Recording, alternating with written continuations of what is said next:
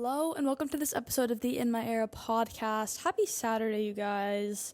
It is Friday for me as I am recording this. Kind of waited till the last minute, but nonetheless, I'm excited to be here to talk about something that I am very passionate about, as I am every week, except for those weeks that I really don't want to do it, but I just do it anyways. This week, I wanted to talk about keeping your head up and what that means to me and how I think that that is the ultimate power and control that we have over our lives. All right. So this last year, my goal has basically just been presence, to be as present as possible, to spend less time in the past or the future, to just focus on being exactly where I am, which is really difficult to do, I think, for control freaks. And I know that in a lot of ways, I am a control freak and I have been my whole life. I think that's kind of how I feel safe and secure, is to feel like I'm in control of what's happening around me, like the future or what's happened in the past or the perception. But I've really been focusing on kind of letting that control go and just surrendering to the present moment, all right? Because the present moment is the only true place where we ever have any power. And I think a lot of us give up our power to distractions and to the future and to the past. And the only way that we'll be able to actually be happy, actually create a life that we love, is to find a way to be present. And so I have been trying to figure out ways to keep my own head up, almost like sometimes just keeping my head out of my ass, to be honest, because I don't know, you guys, sometimes it's just so easy to get so wrapped up in yourself. And I do think that sometimes being wrapped up in yourself is a good thing, sometimes, but there's just such a fine line. And I think the biggest thing is like keeping your head up and out of your phone. I know Megan and I were on a social media break last week, and the whole intention was to just be on our phones less and be more present in our lives. And I ended up failing that social media cleanse, but not because I was like, oh, I really want to scroll. It was because I was like, no, I want to post on Instagram. Like, I fucking love posting. I love to post. For what reason? I don't know. It just feels good to put shit out, all right? Whatever. So getting off of our phones, getting off of the distractions, wherever that may be. I think something that I do sometimes that is really harmful to myself is the looking at your old friends on social media, or like looking at people from your past and like seeing what they're up to. It hurts me every time. Even if like me and like my friend who I'm looking up didn't really have that big of a life together, it's just so weird to spend so much of my energy looking at somebody's life that I know absolutely nothing about now. Like it makes me feel so disassociated and disconnected from my own life. And I think that is when you should kind of just be focused on yourself, is being focused on your life, where you are, and not on keeping up with what everyone else is up to. Because what I've noticed is the more that I keep up, the more behind I feel. The more that I keep up, the more depressed I am, the more anxious I am. It's hard to have people in my phone that actually uplift me. And what's so funny is that I used to be such an advocate for like blocking people, unfollowing people, but recently I've kind of been like, no, like I want to keep the peace and like not unfollow people. But the truth of the matter is I follow so few people who actually add value to my life or make me feel like they are inspiring me, filling me with positivity, making me feel supported, creative, all those things. I follow so few of those people.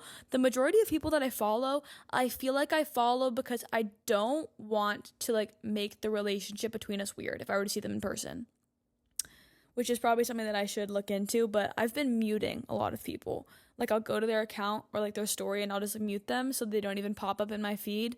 But like, it still looks like I follow them, but I don't keep up, because sometimes you just have to protect your own peace, all right?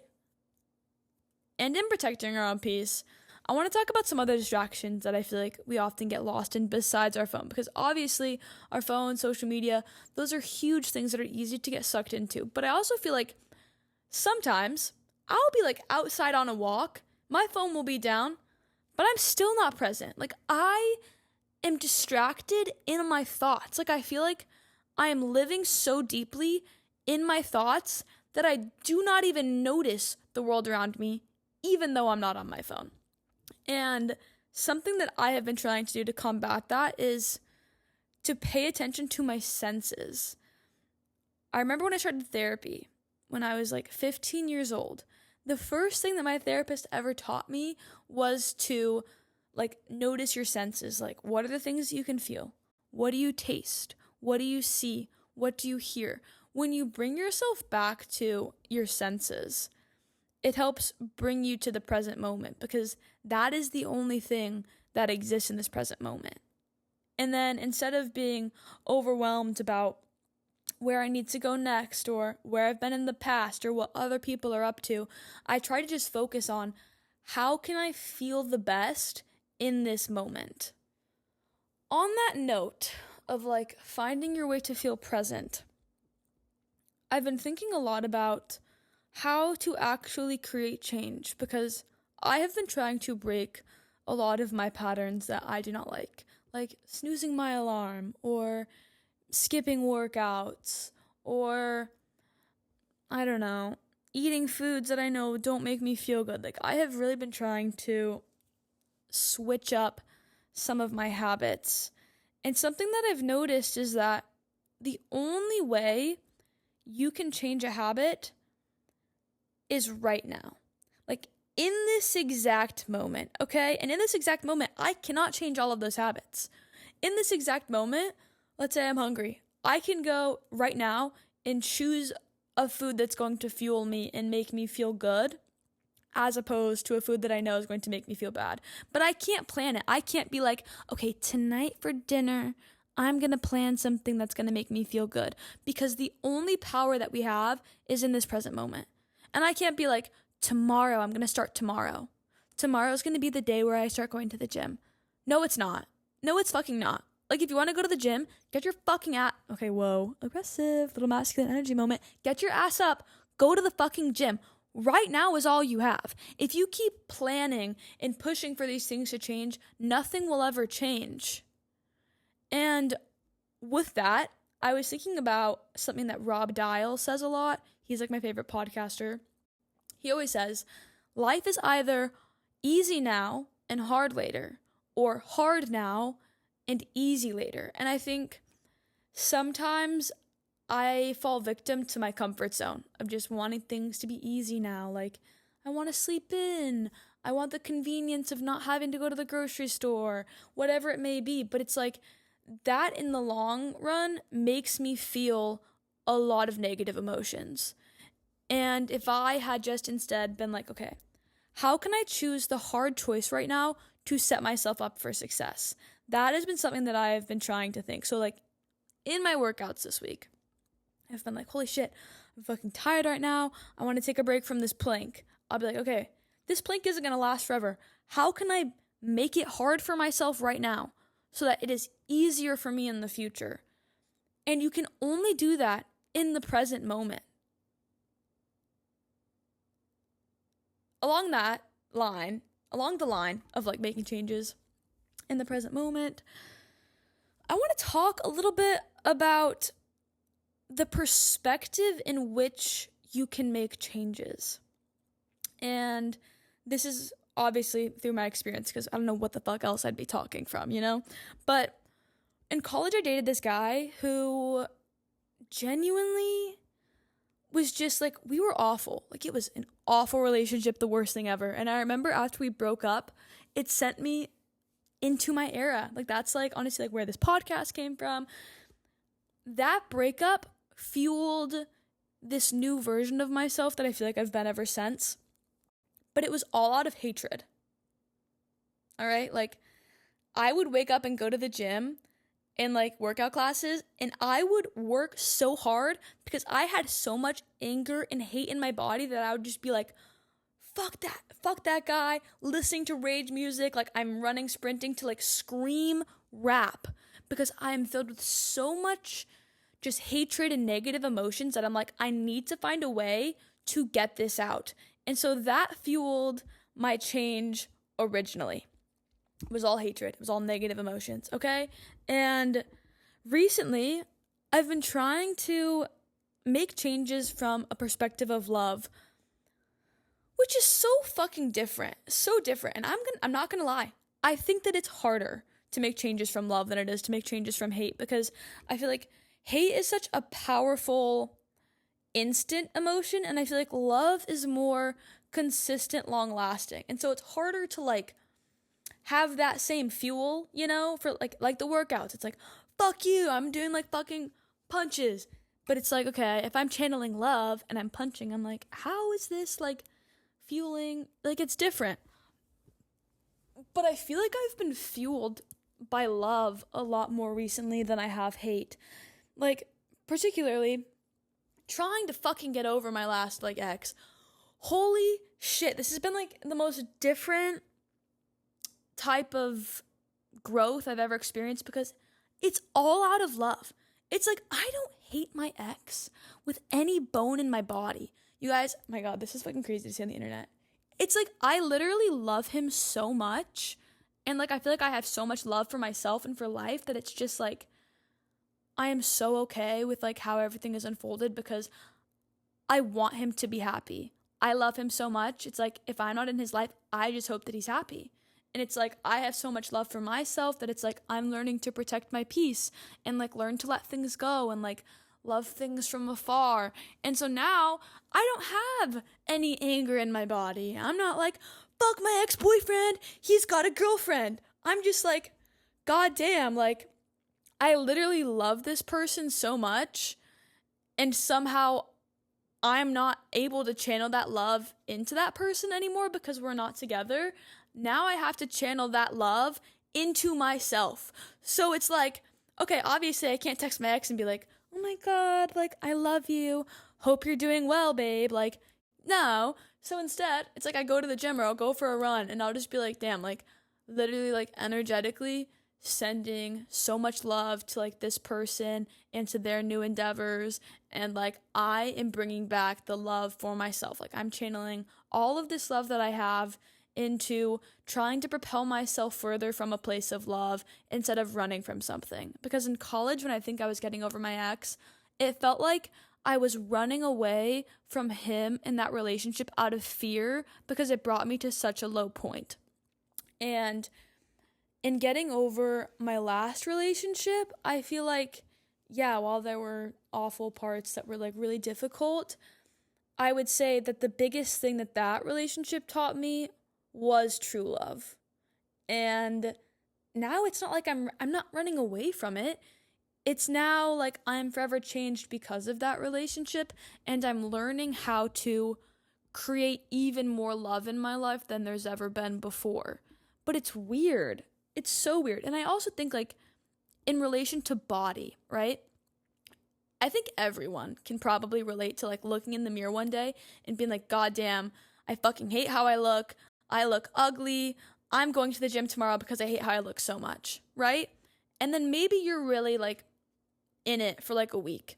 But then that hate dissipates and you're just like, whatever, my body is the way it is. And like, you lose your momentum, as opposed to being like, no, like, I want to go to the gym because I love myself and because that is me keeping my body healthy. I am not going to restrict food because I hate how I look. I am going to give myself healthy foods that make it feel good because I love it. And I think making the changes out of love will always end up being more profound than making the changes out of hate. That being said, I mean, changing at all is important. So it's like whatever you need. Like, if you need to fuel hatred and anger to process those feelings and move forward, do it. But I think eventually there comes a day where you're like, this isn't about how much I hate X, Y, and Z anymore. This is about me wanting to change my life because of love, because I love it, because there is so much opportunity for love. And yeah, I don't know. I think it's interesting coming on here and like sharing my thoughts every week and sharing like how I'm doing. And sometimes, like, guys, as I was just talking about like how I'm like, damn, like I fucking love my ex so much. God damn, it's not like that. It's not like that, is it? It's not. But I'm like, damn, I'm saying this on the internet. Like, anyone could hear that and then clown me. That's fucking horrifying. But I don't know, there's something to be said for like vulnerability that I think helps me grow.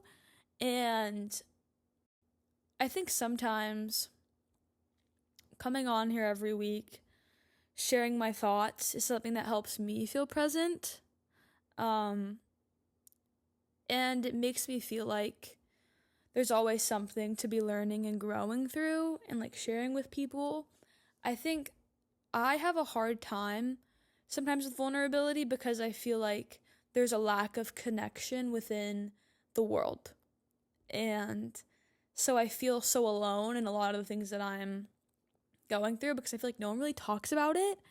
And so I feel like every time I come on here and I share like what I'm learning or what I'm going through or what's happening or my thoughts, I feel like I'm sharing it because I'm trying to create this space in which people feel safe and comfortable to look at their own lives and look at their own lessons and maybe talk about it with their friends, maybe talk about it with their family, maybe feel inspired to like start their own podcast or do whatever it is that they're proud of.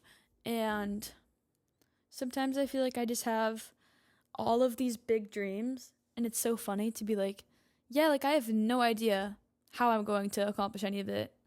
I just have this pure trust that if I find the present moment and if I follow my intuition in the present moment, then I believe that it will lead me to the success that I believe is inevitable.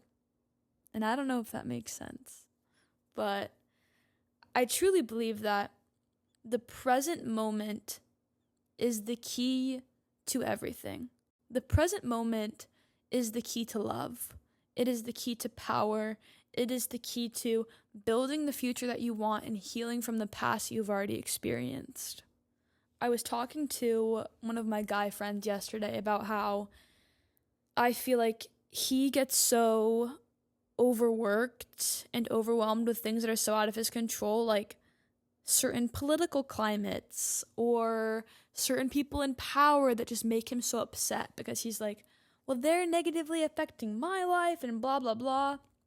And sometimes I feel like a lot of us focus on the really big things that are happening in the world, not to stay educated, but to stay distracted from looking inward.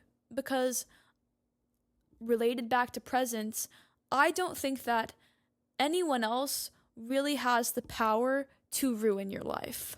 Like, I don't think that any government out there has the power to break you down to a million pieces. I think that you have the power and the responsibility in this present moment to uplift yourself and find that peace and love and gratitude in this moment to push you forward. And my guy friend was asking me, he was like, well, yeah, but like, don't you get annoyed when like certain people in power make things harder for you? And I was like, well, yeah, like no one wants things to be harder, but just because they're harder doesn't mean that I'm not going to still accomplish it.